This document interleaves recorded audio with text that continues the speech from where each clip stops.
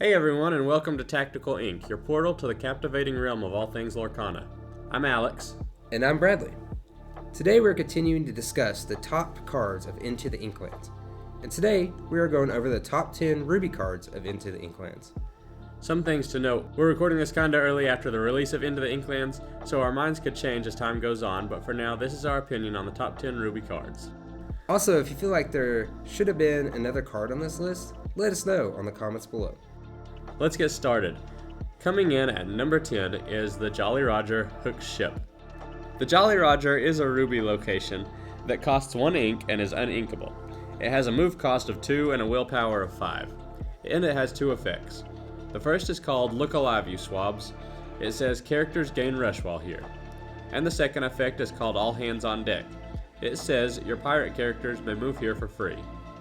So this card is obviously meant to be played with your pirate characters, and the pirate theme isn't making a big splash in the meta so far, but it has been a somewhat challenging deck to face at times.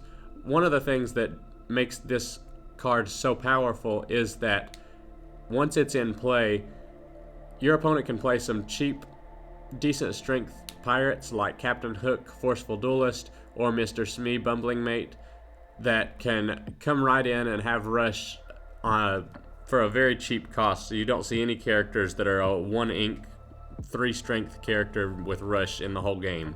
So the Jolly Roger brings some real unpredictability into the game, and it can make you afraid to quest with anything when you see it out there.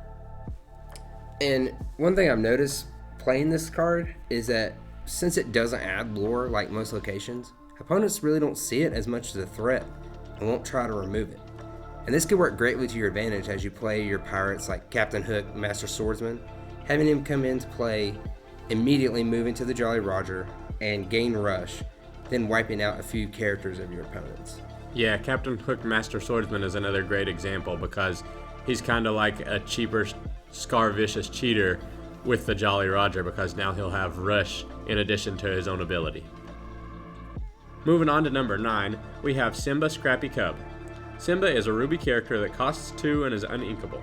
He has 1 strength, 1 willpower, and 3 lore. He is a Storyborn hero and prince and has no other effects.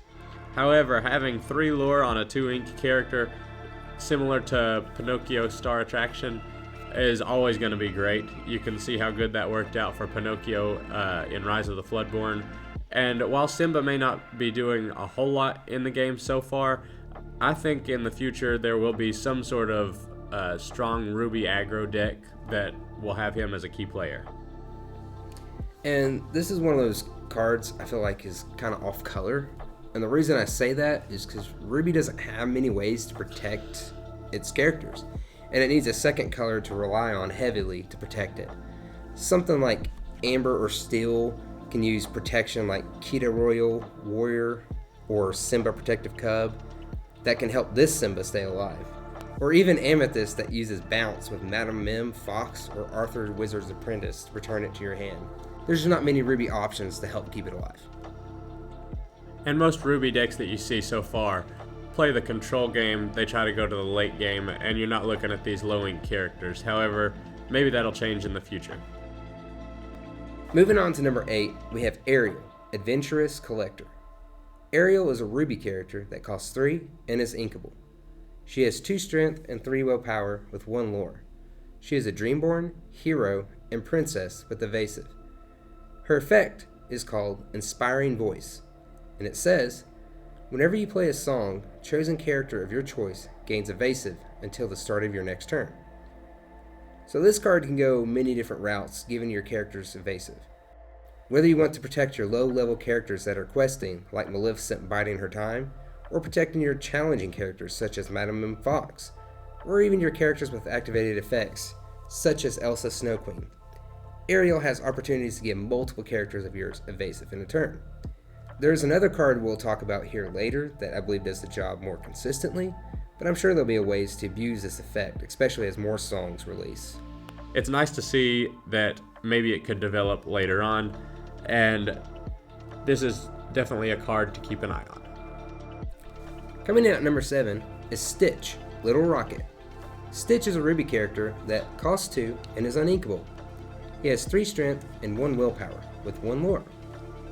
He is a Dreamborn, Alien, and Hero with Rush. So Stitch has the highest strength out of the Rush characters with 2 or less cost.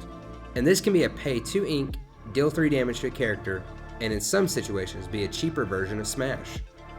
And there are a lot of important characters with 3 toughness or less in the meta right now, including both Ursula Deceiver and Ursula Deceiver of All. I think that's why you're seeing him be important and some people using him right now. However, being uninkable makes him hard to play a lot of or even play at all, and that's why he's not any higher on our list than he is. But the fact that he does have that 3 strength is always going to be something to think about. Moving on to number 6 is RLS Legacy Solar Galleon. RLS Legacy is a Ruby location, and it costs 4 and is uninkable. It has a move cost of 3, a willpower of 8, and 2 lore.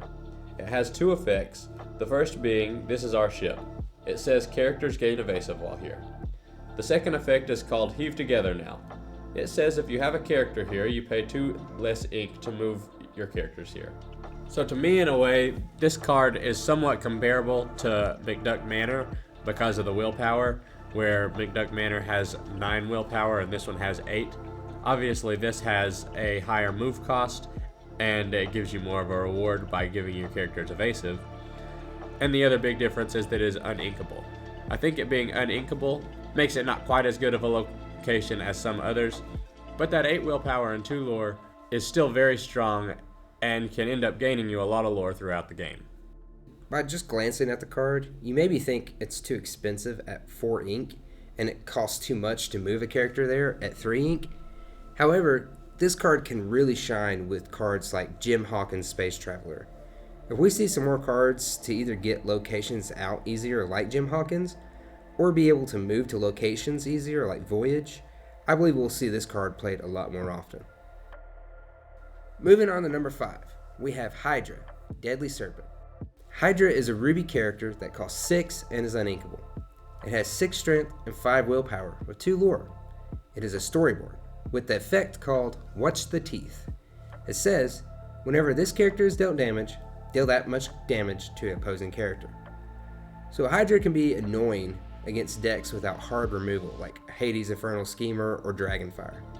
It's a great counter to decks that like to challenge with Ruby cards like Shere Khan, or steel decks that like to throw around damage using cards like Grab Your Swords or Tinkerbell Giant Fairy. If you're not running hard removal, it can really cripple your gameplay. Play it with cards like Teeth and Ambitions, and it will deal 4 damage instead of 2. You can also use healing cards like Rapunzel Gifted with Healing to keep him going. Yeah, and I think a deck that this can really shine in is the Ruby Mufasa deck, because in that deck you're looking for cards that when Mufasa is banished, they do come into play exerted, and your opponent's not going to want to challenge them, or they would somehow be harmed by challenging them, and that's exactly what the Hydra does. He's going to come into play exerted, but your opponent's not going to want to challenge that there, so then he can be doing his thing on the next turn. All around, he's just a really solid card. So for number 4, we have Maui's Fishhook. Maui's Fishhook is a Ruby item that costs 3 ink and is inkable. It has 2 effects, the first being called It's Maui Time. It says if you have a character named Maui in play, you may use this item's Shapeshift ability for free. Its second effect is called Shapeshift. It says exert this item and pay 2 ink, and choose one. Either chosen character gains evasive until the start of your next turn, or chosen character gets plus 3 strength this turn. So when this item was first revealed for Into the Inklands, I pretty much overlooked it until after I saw people using it to its full capability, and it's a really strong card. For one thing, being able to give one of your characters evasive until the start of your next turn can really keep things going, or you could also give an opponent's character, like a bodyguard, evasive, so that then you can go ahead and challenge their characters that they didn't want challenged. But on the other hand, giving a character plus 3 strength is equally dangerous and threatening, where it can take out some high willpower characters and some of the most difficult locations to deal with, such as McDuck Manor and the Queen's Castle. Of course, you want to be able to play this with Maui, And it's a good thing that Maui, Hero to All, is one of the best Ruby cards in the game. You'll see it in like every Ruby deck that you play. One thing with this card is you don't want to play it at the wrong time, because this card can be deadly when played at the right time. But if you play it at the wrong time, it can give up a lot of tempo and put you behind. So when you play this card, play around with it. Find out what the best time is to use it, and if you can find that right timing, it can be a game changer for you. Yeah, you probably don't want to play this on turn 3. You want to use it in more of a control deck that's going to be a little bit more toward the late game. Now onto our next 3. We actually had all of these tie on our list that we came up with together. So if you feel one is stronger than the other, we believe they're about equal in power. So at number 3 is Prince Eric, Expert Helmsman.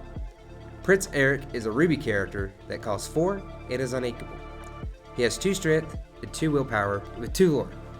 He is a Dreamborn, Hero, and Prince with the effect called Surprise Maneuver. It says, when this character is banished, banish chosen character. So if I have this card in my deck, I love it. If my opponent is using this card, I hate it. This is the better version of Cheshire Cat, not all there.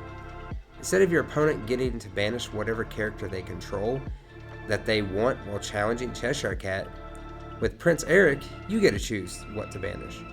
This card could stall out opponents and let you add 2 lure because your opponent doesn't want to banish it, because they're afraid of what you may banish in return. You could also team this up with Teeth of Ambitions to deal 2 damage to a character and banish it. Deal 2 damage to Prince Eric and banish him, and then with Prince Eric's effect, banish another character. There's just so much value in this character, and it's very hard to rid of without losing stuff yourself. Yeah, and it's a great counter to cards like Grab Your Swords. Your opponent won't want to play that when they know that as soon as they play it, you get to take out whatever their best character is on the field. So let's move on to number 2 on the list, and that will be Madame Medusa the Boss. Madame Medusa is a Ruby character that costs 6 ink and is uninkable. She has 4 strength, 4 willpower, and 1 lore. She's a Storyborn and villain with the effect called That Terrible Woman. It says when you play this character, banish chosen opposing character with 3 strength or less. This is basically an alternate choice to Lady Tremaine, Imperious Queen. And a lot of players have a hard time choosing between the 2 of these, so they'll run 2 copies of Madame Medusa and 2 copies of Lady Tremaine, or some mixture of the 2. Madame Medusa, on the one hand, there's a lot of characters that she can choose to banish that have 3 strength or less, such as the new Robin Hood, Champion of Sherwood, Beast Tragic Hero, Ursula Deceiver of All, or even Lady Tremaine. And that's one reason that Madame Medusa is picked over Lady Tremaine as well, because she has 4 strength and can't be taken out by herself. Overall, she's just a really strong card, and just another great removal option for Ruby. And you talked about a lot of options there that fall under this 3 strength or less category. And around 70% of all characters fall under this 3 strength or less category. So she can remove a lot. You can also combine her with strength reducing effects, such as the Queen Commanding Presence, lowering a character's strength to be banished by Medusa. And finally, we get to number 1. We have Jim Hawkins, Space Traveler. Jim Hawkins is a Ruby character that costs 5 and is inkable. He has 4 strength, 4 willpower, and 2 lore. He is a Storyborn and Hero with 2 effects. The first one is called This Is It.